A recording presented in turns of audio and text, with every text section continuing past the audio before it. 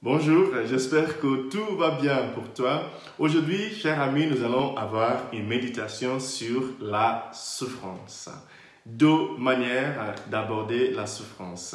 Nous allons tous souffrir. Je pense que c'est mieux de commencer par là en disant que nous allons tous souffrir. C'est pas forcément une bonne nouvelle, mais c'est la réalité. Et malheureusement, justement, parce que beaucoup de gens ne veulent pas souffrir, ils souffrent davantage. Aujourd'hui, nous avons une situation dans l'évangile de Saint Luc, chapitre 9, de versets 46 à 50, où Jésus fait tout pour annoncer à ses disciples qu'ils vont souffrir.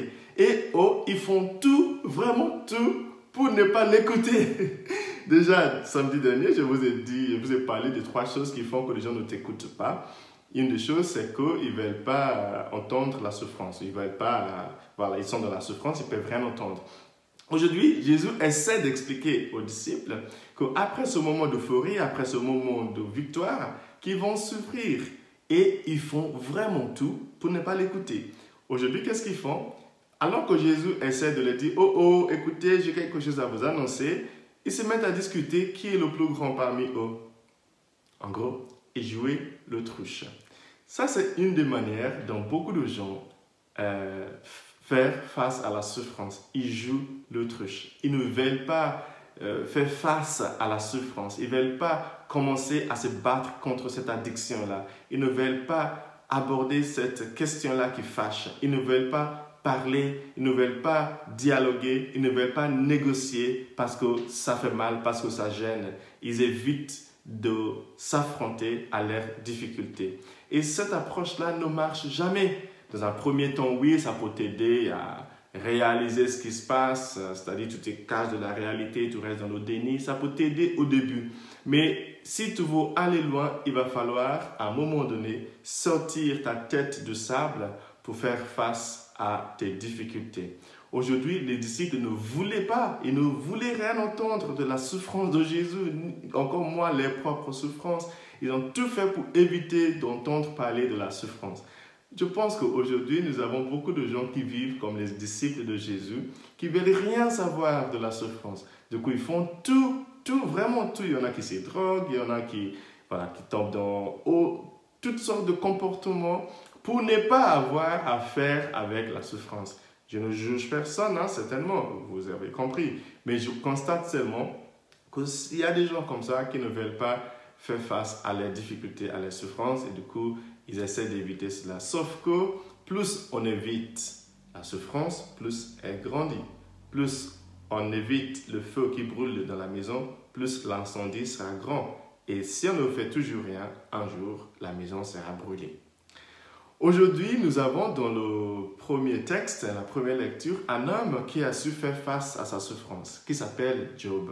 Job, c'était un livre qui a été écrit 500 ans avant Jésus-Christ. C'était le premier livre de toute la Bible.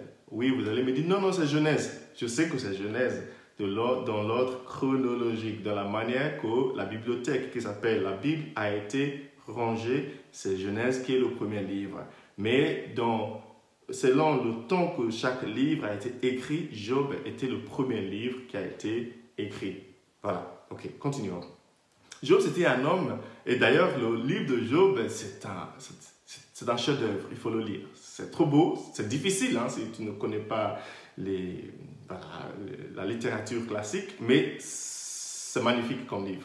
Il y a de la poésie, il y a de la prose, il y a tout dedans, il y a vraiment tout dedans. Bon, bref.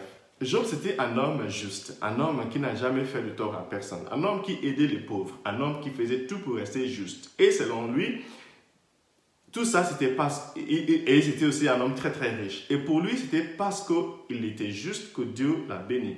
Et d'un coup, il y a Satan l'adversaire, qui est allé voir Dieu dans l'histoire, qui dit à Dieu, Job obéit à tes commandements parce que tu l'as béni, tu as construit une clôture autour de lui, donc voilà. Et le Seigneur donne la permission justement à Satan d'aller tenter Job. Et il le fait souffrir. Job, il perd tout, vraiment tout, ses enfants, ses maisons, ses affaires, ses champs, ses animaux, tout est détruit en quelque temps. Et Job dit dans le texte que nous avons lu aujourd'hui, le Seigneur m'a tout donné et maintenant le Seigneur m'a tout enlevé. Béni soit son nom. Attention, avant de le juger en disant que ouais, c'est trop facile, il faut lire tout le livre. Job, dans un premier temps, ce que je voulais juste souligner là-bas, c'est qu'il ne s'est pas caché de sa souffrance. Il a décidé dès le début de faire face à sa souffrance en disant « Ok, c'est comme ça, je vais m'y faire face ». Évidemment, si vous lisez plus tard, vous allez voir qu'il rentre dans le révolte, il discute avec Dieu, ainsi de suite, et il essaie de comprendre qu'est-ce qui se passe, et il dit clairement qu'il n'a pas péché, donc sa souffrance ne peut pas être liée à son péché, ainsi de suite. Mais c'est un beau livre, mais ce que je voulais juste souligner ce matin pour commencer, c'est que Job a su faire face à sa souffrance. Il n'a pas caché sa tête dans le sable.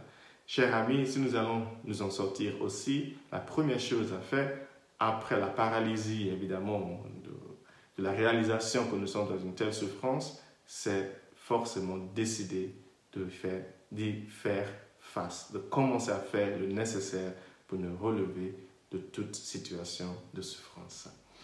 Que Dieu vous bénisse aujourd'hui et cette semaine, le Père, le Fils et le Saint-Esprit. Amen.